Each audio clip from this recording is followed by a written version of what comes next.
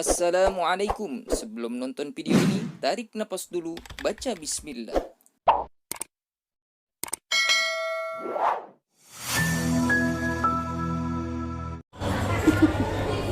Assalamualaikum warahmatullahi wabarakatuh.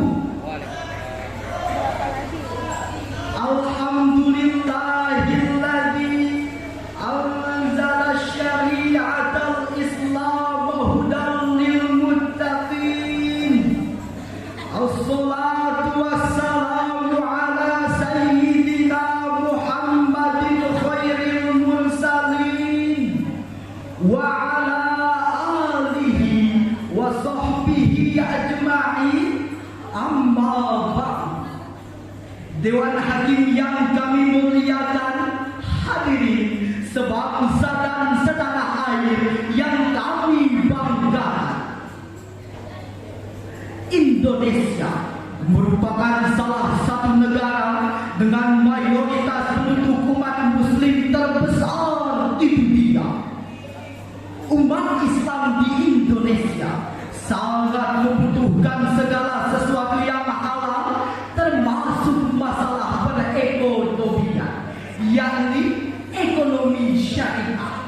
Demikian ungkapan Ketua DPP Ikatan Ekonomi Syariah Islam Indonesia, Bapak Agustianto, di dalam seminar ekonomi syariah Islam di Jakarta tahun 2017. Sejalan dengan hal tersebut, Global Islamic Finance Report pun menempatkan Indonesia sebagai negara tertinggi dalam hal kepemimpinan dan keuangan Islam global tahun 2020.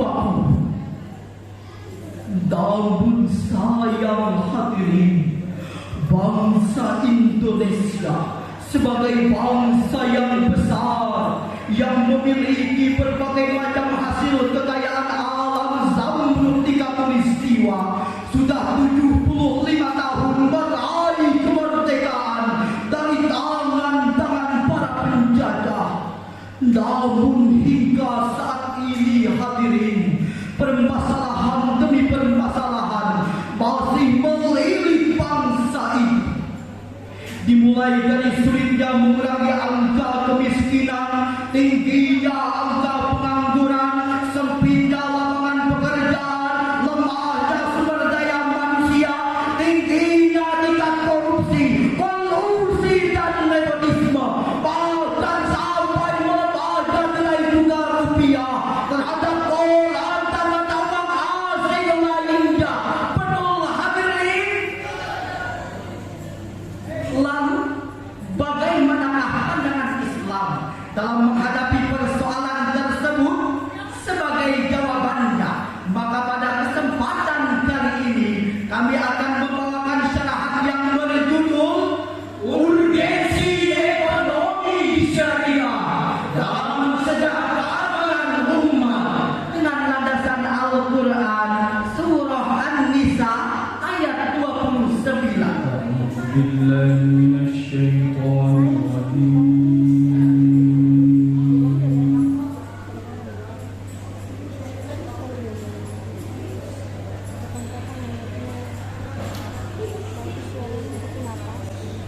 بسم الله الرحمن الرحيم.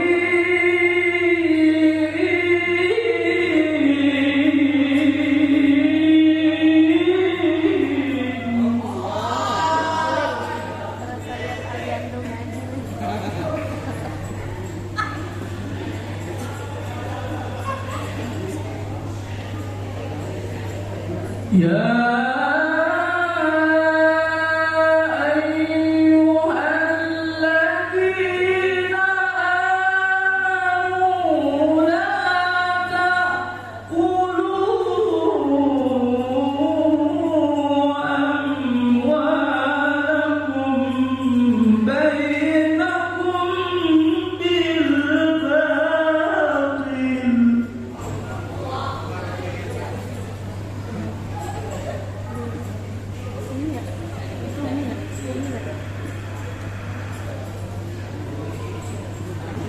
لا تأكلوا أموالكم بينكم بالباطل إلا تكون تجارة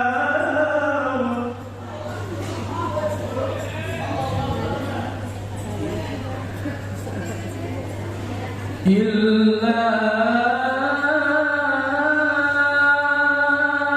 أن تكون تجارة عن تراض منكم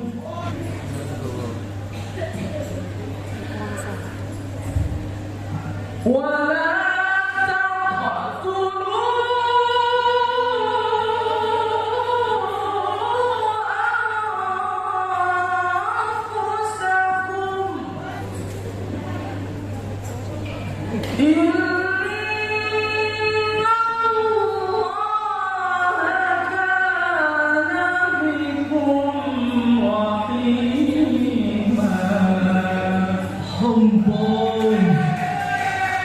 Pelindung di bawah kekuasaan-Mu ya Allah.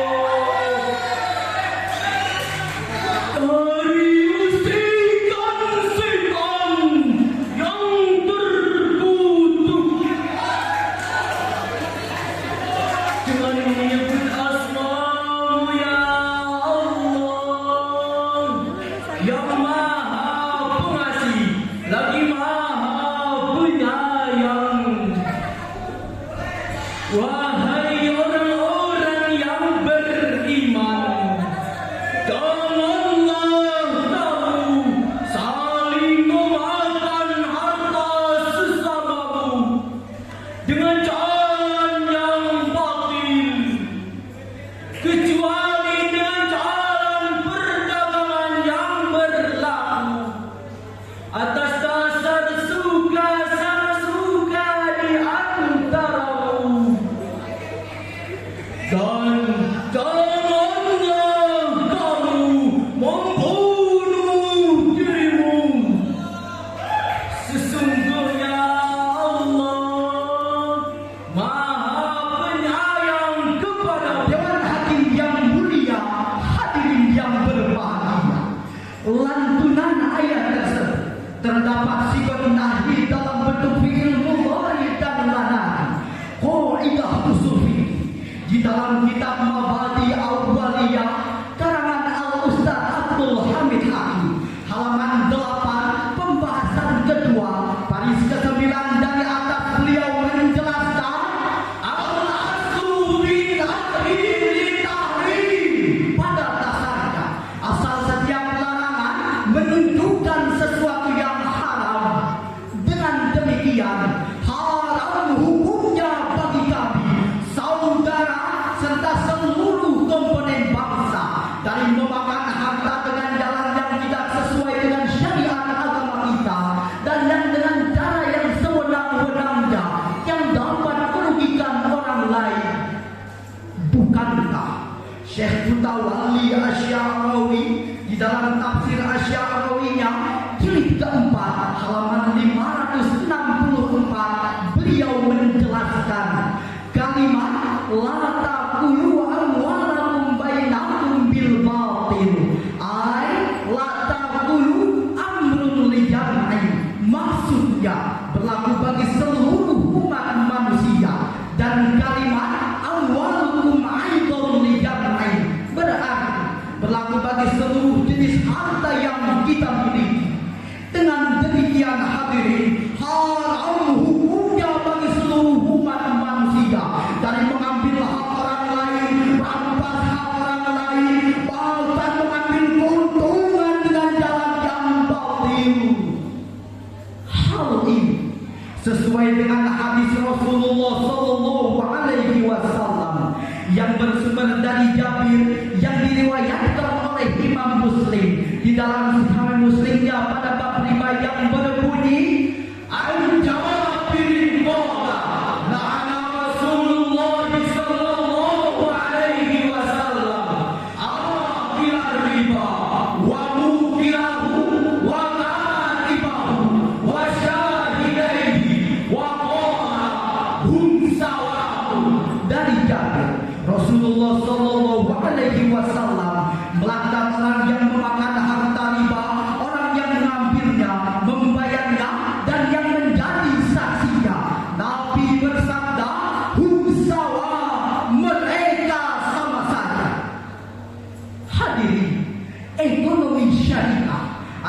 sebuah sistem muamalah maliyah yang pada dasarnya adalah mengembalikan praktek ekonomi sesuai dengan fitrah manusia, sesuai dengan ekonomi yang berkeadilan dan menghargai nilai-nilai kemanusiaan agar hidup dapat saling berdampingan, saling membantu, saling tolong menolong dan saling asing dan saling asuh. Setuju?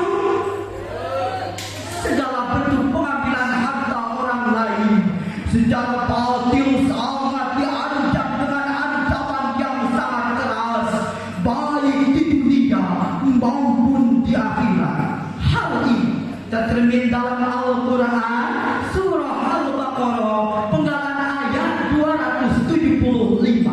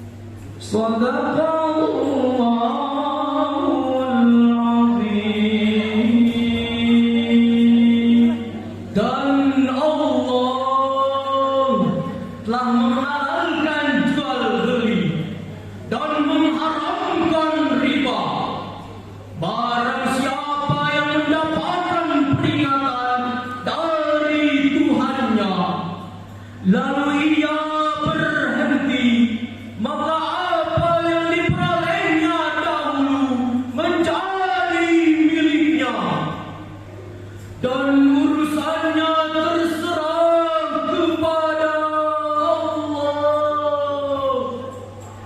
Barang siapa yang ulangi memakan harta riba, mereka itu adalah penghuni neraka. Mereka kekal di dalamnya. Maha benar Allah dan Maha Agung dengan segala firman. Hadirin rahimakumullah, lantunan ayat tersebut menurut Profesor Dr. Muhammad Quraisy di dalam tafsir Al-Misbahnya jilid ke-1 halaman 275 beliau menjelaskan, ayat ini merupakan ayat hukum terakhir yang diturunkan kepada Rasulullah sebelum beliau wafat. Ayat ini bukan saja melarang kepada kita tentang praktik riba, tapi juga sangat mencela para pelakunya, bahkan mengancamnya dengan azab api neraka.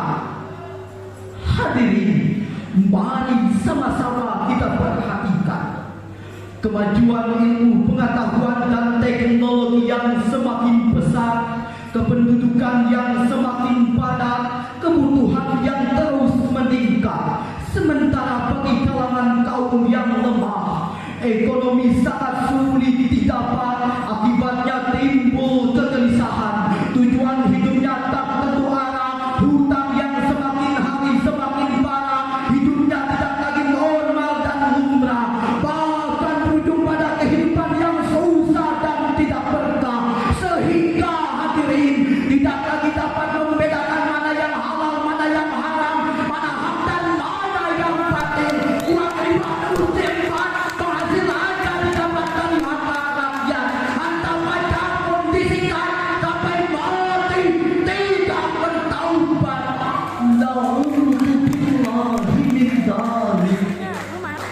Oleh karena itu, kami menghimbau kepada saudara-saudaraku sebangsa dan setanah air, seiman dan sekeyakinan, mari persiapkan diri kita untuk menghadapi pasar bebas di era global yang dapat kita aplikasikan dengan cara membangun pendidikan, perdagangan, investasi, dan infrastruktur lainnya dengan sistem syariah. Karena dengan sistem syariah ini yang memiliki komitmen yang kuat pada pengentasan kemiskinan, penegakan keadilan, serta penghapusan riba, maka akan terciptanya stabilitas perekonomian.